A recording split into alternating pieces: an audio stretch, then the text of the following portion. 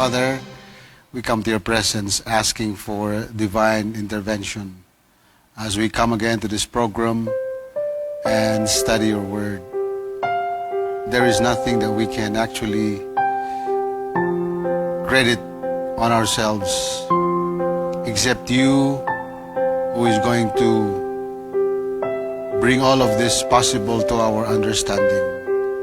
Thank you for our viewers who are now tuning in to this program.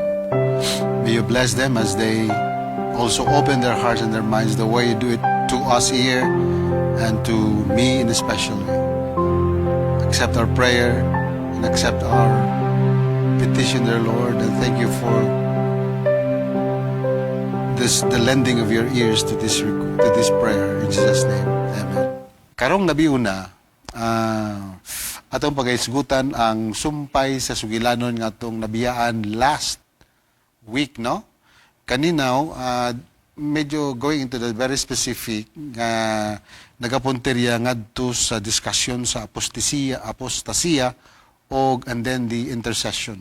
So, kung naay mga panghitabo, nagyoy mga ginahimo nga measures nga mapunggan siya. This is one thing good about the kanimo mga sugilanon nga atong mga katunan din sa Biblia. Ang usa sa mga butang nga naka-impress kay ko sa Bible mga kaigsunan is ang ako gid nga immediate impression sa Bible kana bitong even the negative aspect of their experience na appeal sa ilang pagsulat ba. So that's one thing nag-prove gud sa ko ang kaning Bible is really inspired by God kay kung the intention of this is just to kanabitang sugarcoat. Kanabitang, for example, naangay nga butang nga dili angay naibutang nga dili angay sana kanang i-reveal, no? Sa nagabasa nini, especially sa atong kapanahunan. So siguro kung dili jud ka that inspired, nadyo kay ang biases nimo taas kayo nya. Nadyo kay tendency to omit some of those nga kanang accounts ba sa history or sa story nga imong nakita from your personal point of view nga dili angay i-share, so imo na siyang tangalon. But in the case of Bible, parang it's a free-willing style of writing, no? Because historical ang iyang nature, and not only theological, no? But in all aspects of it, makita nato nga it really covers kanang the exactness of kanang human drama in that particular setting. That's one thing I really appreciate about the Bible. Like for example, no, like kani karon dinhi sa atong lesson at kung atong pagabasahon ang nasulat dinhi sa libro sa Exodus 32 bersikulo 31 ngadto sa 32. Atong pagabasahon dinhi mga kaigsunan, nagingon dinhi, and Moses returned unto the Lord and said, "Oh, these people have sinned a great sin." This is a different kind of expression sa memory text nga atong gibasa last week. Kaya katong last week mong very positive kayo ang memory text, di ba? They after the word was given to Moses, and Moses proclaimed it to the people, and then the people shouted in one voice, in one accord, in unity, saying that we will obey, no? We will do what God has actually said. But in this particular memory text tonight, it's a totally different kind of picture nga sana kanang gipakita sa mga katawhan sa Ginoo. It's totally opposite didto sa atong nabasa last week. So I like the Bible because it does not only tell us about positive things about their experiences, but at the same time it also tells us about the negative aspect of their experiences. So very impressive. And then these people have seen a great sin. This is not a great sin. There is an emphasis on the word great, no? That is a kind of description nga gigamit din he, but we will go to that later on. And have kamuni ang great sin nila mga kaigsunan, and have made them gods of gold. Remember, this is in violation of one of the provisions of the Ten Commandments, you know? When you make another god other than the God himself that they are ought to worship, that is a sin, no? That is a sin of kanang idolatry. All right. So, idolatry is considered to be as one of the grievous sins. Kay tuluman na, no? Parang idolatry, adultery, and I think the other one I forget. But there are three of them. And third, yet now if thou wilt forgive their sin. So I think This is the pleading of Moses, and if not, blot me, I pray thee out of thy book which thou hast written. So, if you go into the verse 32, looking into verse 31, you will see the frustration of kanang Moses ba. Grabe jud ang kabugaton nga iyang gi-express, looking into the incident dito sa ground. So, ang atong lesson, nag-pose siya og kanang fundamental question for us to deal with and for us to look into, which is also the same question nga pwede kanang maupod ang atong igapangutana, no? Looking into this kay, how come daghan kay nga mga moments nga naggipakita sa Ginoo sa ila ang miracle sa Ginoo, tapos nanagani sila tabernacle nga making God's presence tangible sa ilaha. So, but despite all of this kaayo sa Ginoo, pero nagya po'y kabahin silang kinabuhi nga nakahimo sila ni ini nga very, very negative kind of thing. So, ingon din sa itong question is, sa itong lesson, I'm sorry, how could they have done that, no? So, it's a question. It's a human kind of question. Very realistic type of question. Then the next question is, ingon sa author is, did the people not understand who God really was?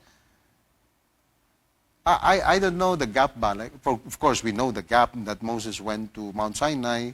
He was there for 40 days and 40 nights, di ba? So, I don't know kung how long ang 40 days or 40 nights sa ilang context. Kaya dili man gud na maka-put it in our own context and then we make judgment on their context. I think that's wrong, no, in dealing with this. Kasi when you deal historical facts, you really have to look at it from how they experience the context of their experiences, I mean, during the time. So not from our own context. So I don't know how long that 40 days and 40 nights, but in our case, when somebody is away for, let's say, 40 days and 40 nights, that's about over a month, no? Mga kaigsoon, kay, let's say, in 1 month, there is adunay 30 ka mga adlaw, then you add another 10 days, so it's like one month, and then comes another month, kuhaan mo og 10 days, that would total to 40 days. So medyo, I think taas. Kung namagod kay ginahulat, kay bisag, usaragod ka oras, taas na kayo naman kaigsunan, di ba? Kaya bitong, example, usay naman sa to, kita nga mga husband, no? Atong wife say, madto sa palengke, madto sa mall, na sila ginapangita, nga kana, you know, how our wives are very meticulous in doing the shopping for themselves. So say kita nga mga kalalakinhan, lahi ang atong point of view sa ana nga konteksto. So if we are there in a certain place nga waiting for her or waiting for them, let's say for 1 hour, mainip ka, di ba? I mean, it's a natural tendency. But how much more for 40 days and 40 nights? That is the thing. So, dili nato siya i-devalue. Let us not devalue the figure 40 days and 40 nights. That's something else. Because it caused them to deviate from their original teaching.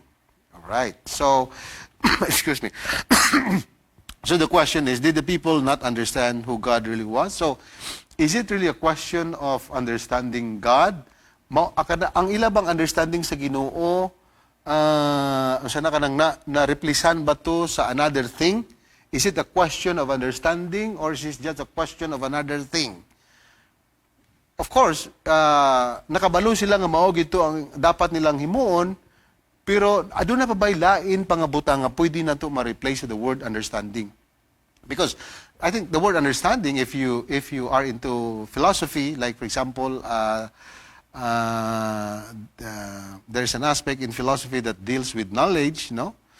There are many kinds of knowledge, really. Knowledge that and knowledge how. So that, how. So I think they're very much aware of this. Pero naalay particular thing nahitabo silang kinabuhi and then na-shift ang ilang attention mga kaigsunan. So for me, I think it's not just a problem of theology, but I think at the same time, it is also a problem of psychology. Sa ilang how kanang gina-frame ba ang ilang hunahuna in response sa circumstances nga ilang giatubang makingsun, because this can change your impression on things. So let's try to look into this. Let's try to make a summary of what exactly happened so that we can get the right context sa atong lesson. Like for example, number 1, no? This is in the introductory part, okay? Because we ask the question, the author asks the question, did the people not understand who God really was? Is it really their way of understanding God that caused them to backsliding or to apostasy? So, by the way, before we, excuse me, before we do that, I think it's nice to define the word apostasy here. For we all know, no, kaning word nga apostasy, if you itandi nimo ang Greek word, and the Greek word is, it sounds like apostasia, no? That means falling away or rebellion or even defection. That's the meaning of the word apostasy. But in the way the Seventh-day Adventist Church defines this, of course, coming from how Greek word defines it, the way we understand it is something turning away from the truth of God. That is apostasy. So it's no ordinary sin, because there is the presence of deliberate intention to really break your vow and then turn away from God and serve someone else. So turning away from the truth of God that one has already accepted. Di ba? Kanang na-accept. Bugat na siya, sakit ka na siya. Because, di ba, sa Ten Commandments, they said that God is a jealous God. Because you already rendered your consent. You already put your hands and kanabitang dito sa covenant nga nagpromise ka o nagpromise ko nga I would faithfully do whatever God would say to me. That's it. So me being the giver of that, no, the one who establishes that relationship to you, and then you as the recipient then responded in the same manner, but in the process of time, you seem to kanang deviate from what we agreed upon, so it would really cause me pain, or it would cause me some sort of kanang ma-hurt ko mga igsunan. So I think that's the meaning of being a jealous God. The God would really get hurt every time we do such kind of thing, because so meaning to say that apostasy is no ordinary kanang kind of moral infraction, because it directs to the very God whom you worship. So it again, no, it's like I don't want to worship that God anymore. It's like making that decision. So it's deliberate, it's intentional, and that sin is actually called apostasy. So it is a deliberate departure from faith, obedience, or even God's covenant. So that's mauna na siya ang apostasy. Para makuha na to as we go along, so makarry na to sa itong pangununa, para when we start talking about our lesson, we will be guided accordingly. Alright, so that is how we teach, no? Kita, nakaagimata ka ng teacher. So before we explain the subject matter, for example, algebra, what is algebra? So we explain the nature of algebra, so that when we go along with our discussion, ang mga estudyante, they can easily follow, because they already have the understanding on what exactly is the concept, on what exactly is the very nature of that subject matter. The same is true with apostasy. Now, here we go. This is how apostasy is being pictured out. Alang ka na to. So, the story tells us that Moses has actually had gone up asa to nga mount, dito sa Mount Sinai. For what purpose? Of course, to meet his God, to meet God. And again, the duration was, he was there for 40 days and 40 nights. We can read that in Exodus 24, verse 18. Din is atong lesson. Why was he there? He was there to receive the Ten Commandments and instructions for Israel's covenant life during that time.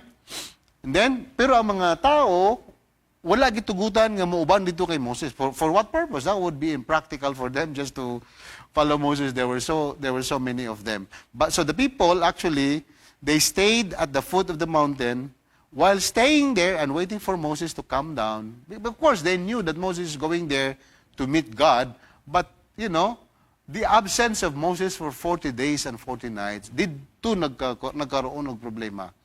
So, nag-grew ang ilang restlessness, ang ilang impatience, o ang ilang kahadlok, mga kaigsunan. So, I don't know, no, kung in the field siguro of psychology or sociology, kani nga mga factors, mga kaigsunan, affecting their knowledge about their word, their knowledge about God, nga nakapausab ana or nakapa-restructure sa ilang knowledge about God, moving into another thing. Akong pangutana ba? How, if I were to ask that, no, kanang sa usa ka psychologist, unsa man ni nga process nga, is it really possible sa usa ka tawo nga gahulat siya sa someone very important, ni dugay kaayo, unsa man ang butang or factor nga makapausab sa iyang huna-huna ana sa usa ka tawo nga iyang gipaabot o iyang gihulat? Of course, kana bang factor sa impatience, kana bang factor sa kahadlok, kana bang factor sa restlessness? Dako ba ni siya nga factors nga makapausab sa iyang sana ka ng perspective, no, about something, or especially in this case about God. So nindot ni siya makaigsunan kay, especially kung I think kung naka sa seminary, this could be a good kanang thesis to look into, and then gamiton nimo ang framework nimo sa field sa psychology. Tanaw nimo diri, it's not just looking into the word study. Kay the word study is just giving us the meaning of the word, but the exactness of that actually put words into it, it's another thing. Because words, gikan na sa huna-huna sa tao. Any word can come out depending on the circumstance that he is into. So, to me, you have to go deeper. It's not just study of theology, but it is a study of other disciplines that might be useful for this purpose. Right? Like for example, so what happened? The people became impatient. Why? Because Moses had gone for so long, og ilang gibati nga abandon sila. Siguro, of course, nahadlok sila kay na sila sa lugar nga dili ilaha. Unya nakita nila si Moses nga dito ra gyud ang Ginoo nakig-istorya kaniya. So ang ilang pagsalig dito medyo na fixated ba ilang hununa dito kay Moses nya karon wala na ni balik.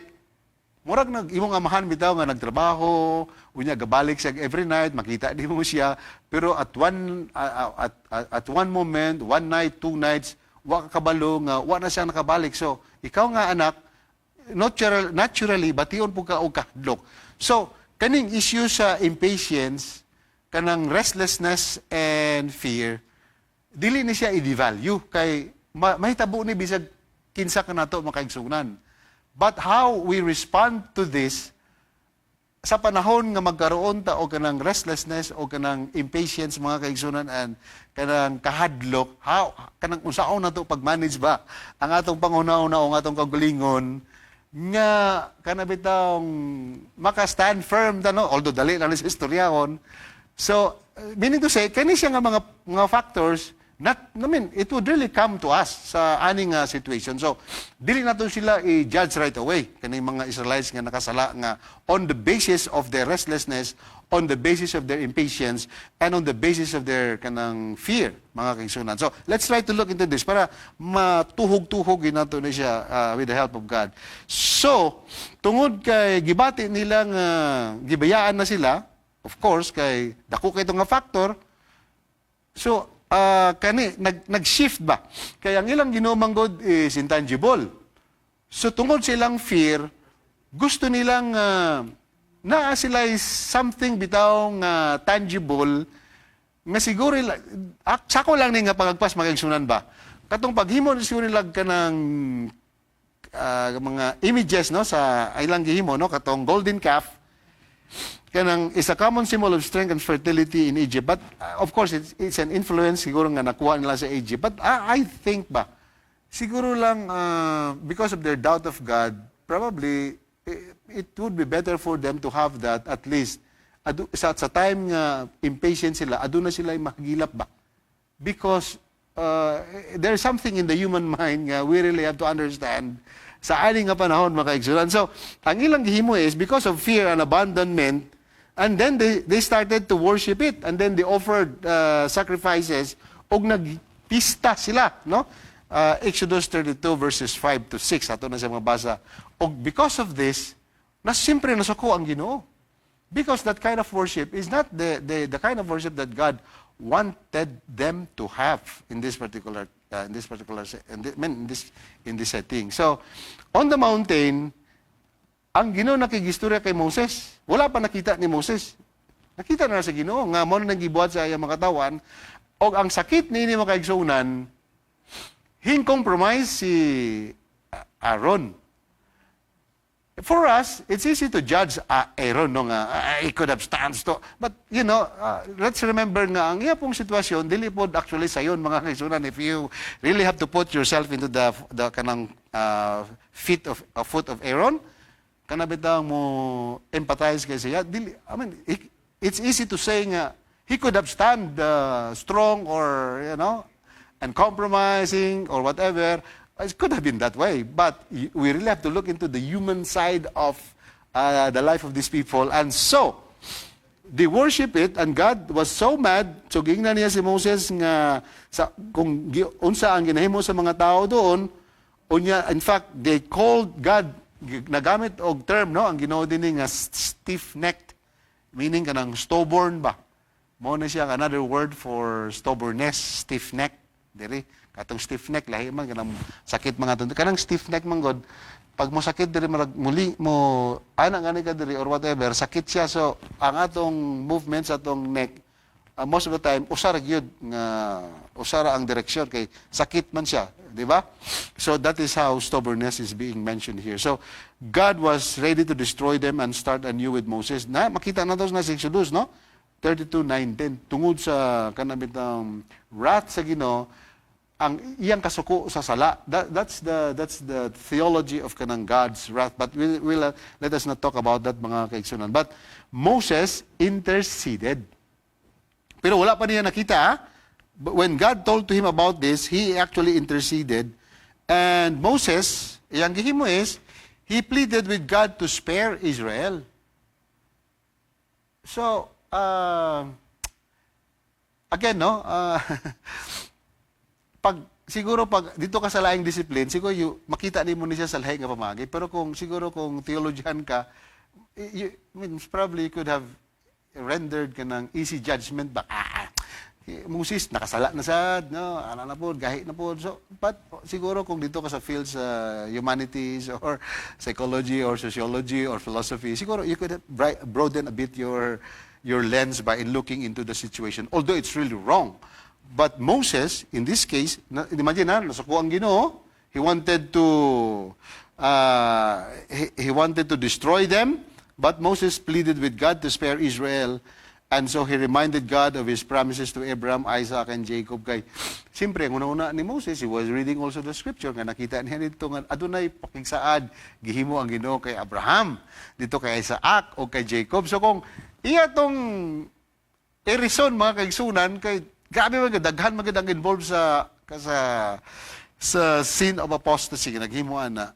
So unsa na lang may tabo sa pakigsaad ni Abraham kay Ginoo sa Ginoo or sa Ginoo kay Abraham, I'm sorry.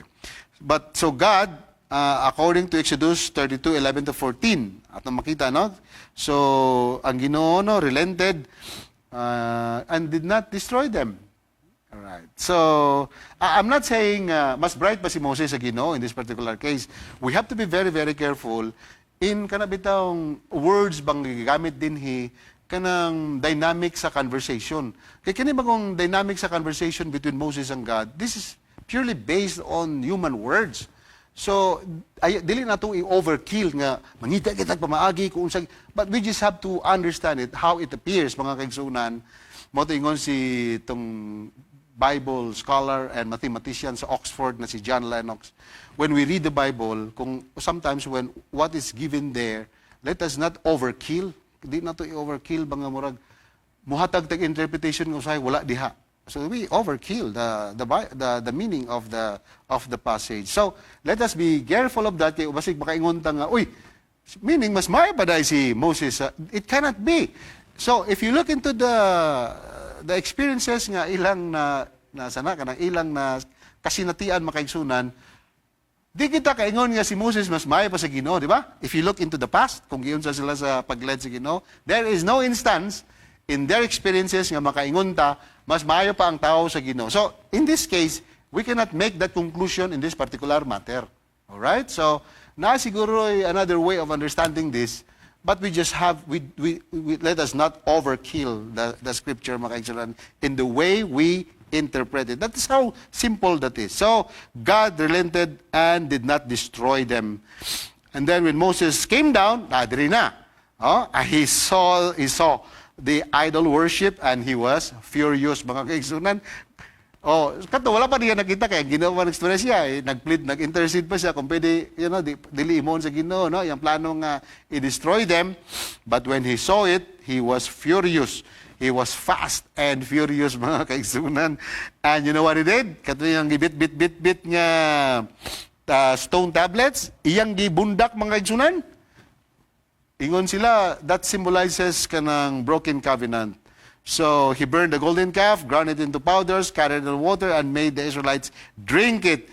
And so the consequences, gi-confront ni Moses si Aaron, who actually gave excuses. Imagine, sa ila kadaghan mga kaigsunan, pila ka buok ang nangamatay, kay ang uban manggod nga mga tao din according to the reading, you can read the whole chapter of 32, kato mga tao, despite nga nasuko na si Moses, nagsige gyapon sila padayon. Pero ang uban, nagbago na, mga kaigsunan. So, ang nagsige pagpadayon, I would assume nga 3,000 of them. Kay mo may mention dire. So, about 3,000 died that day, no? Exodus 32:28. And then God later sent a plague as another consequences. So, the good thing about this lesson is, wala ni siya sa atong lesson quarterly, but very, very much related, mga kaigsunan. Si Moses here is considered to be as the type of Christ. Kanyo? Interceded for Israel, pleading for mercy. So this points forward to Jesus as our true mediator who intercedes for us and when we actually fall. So God is merciful but just, merciful but just, makaigsunan. So in Monday, before we end, kaning Sunday, kanibitang failure sa leadership ni Aaron, mga kaigsunan, katong idolatry o evil nga ilang gihimo. Naikon din ba? Gisulat din kanang human tendency bitaw toward the tangible. Ingon, philosophers, si Plato o si Augustine, nabasa na ko nagingon sila nga ang humans daw, they're part of their nature, they always crave for something visible. Bisag kita, no? Gusto nato nga makita gid nato, dapat kanang to see is to believe. That is how our minds are being framed, no? Material things to grasp ultimate realities. So here, nawala ang Ginoo for 40 days and 40 nights. So instead of trusting the invisible God, dili makita, or the intangible God, so ang ilang human nature nagpaibabaw, makaigsunan. Bisag na siguro ko dito, basig napil pa ko atong mo kisi-kisi, no? So Israel wanted something, they wanted something seen. Kanang gusto nila nga na sila makita, kay nahadlok na sila nga wa pa nakabalik si Moses. So a calf they could point as their actually God. So one person called this, a Bible scholar called this as a disordered nga love, mga kaigsuunan. Why disordered love? Because placing love and trust in created things above the Creator. So the moment we place our love more than the Creator who creates us, he called that one as the disordered actually love. So mo na siya ang mga possible nga mga senaryo nga nahitabo kanila, mga kaigsunan. So sa psychological perspective, ako ni siyang gibasa na ako ni ba kay gusto mo na ako makita gid ang beneath ani ba kanang kinatibuk-an, and it's not just the one side of this. Kay kanang theology given naman na, pero katong uban mo nga wala diri, pwede na to na siya insert, mga kaigsunan. Like for example, naday gitawag nga impatience and delay discounting. All right? Ingon sa mga psychologists, nagisgot sila about delay discounting. Ang human tendency daw to devaluate something that requires waiting, mo na ang delay discounting. So, ang tao daw, aduna daw tendency nga, ilang i-devaluate ang usa ka butang nga naga-require og hulat ka nang muhulat ka. So, since nga ang God here promises felt distant, murag nilayo kay siya, so the Israelites grasped at something immediate. Gusto nila, kay layo man to, gusto nila nga naay mas naadayon diha.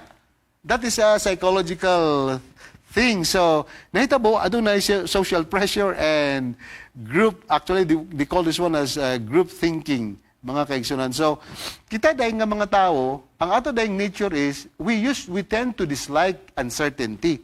Anything uncertain, unya wata kabalo, unya usay napagay problema, unya nahadlok tang kay kanang tawo nga atong ginakauban nga leader, kuan gid ba? Respetado gid nga didto nato nakita nga Ginoo nakigstorya gid niya, unya nawala.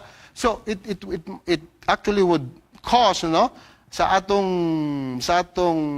mental status, so human dislike uncertainty, and then in this case, so nangita sila og kanang replacement, mga kaigsunan. That's why they said they replace transcendence with immediacy. Kanang immediate ba? So transcendence refers to God, and then immediacy refers to something which is actually ordinary. All right? So because of the psychological thing, that was happening there. But in neuroscience, kani siya makaigsunan, kaning memory and emotional amnesia shows that people under stress tend to forget past blessings. Tanaw na to, ha?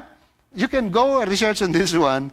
Kanang pag under stress data, naritay tendency nga makalimot ta sa mga panalangin na gihatag sa Ginoo sa kani adto in the past. So, exactly, ang pag-study sa mga psychologists, mao gyud nahitabo sa mga katawan sa Ginoo.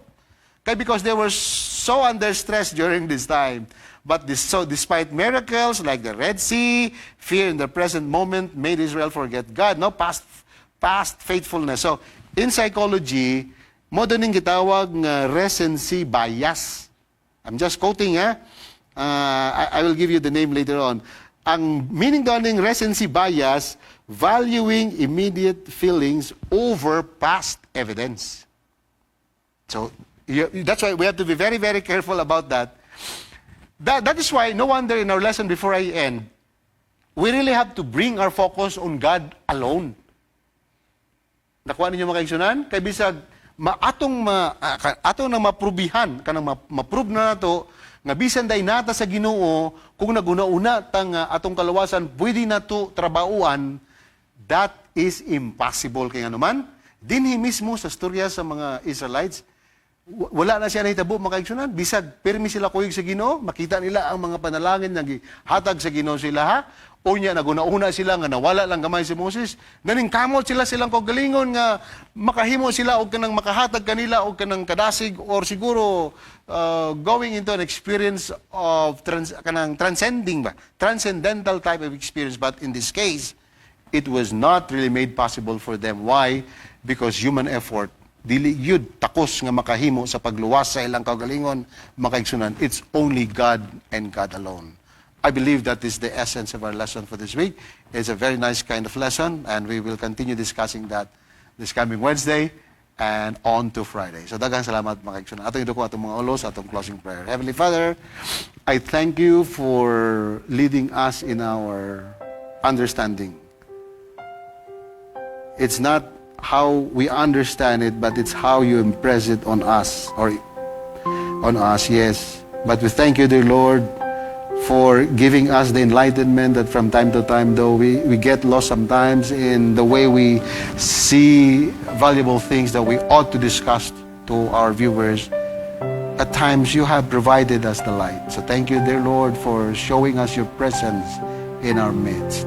I ask you to bring us into a deeper relationship with you, because the enemy is doing his best to destroy us and to replace you with another God, a God sometimes that we think it's worthy to be with, but in the end it will bring us to complete and absolute damnation. So thank you, dear Lord, for giving us this lesson from time to time.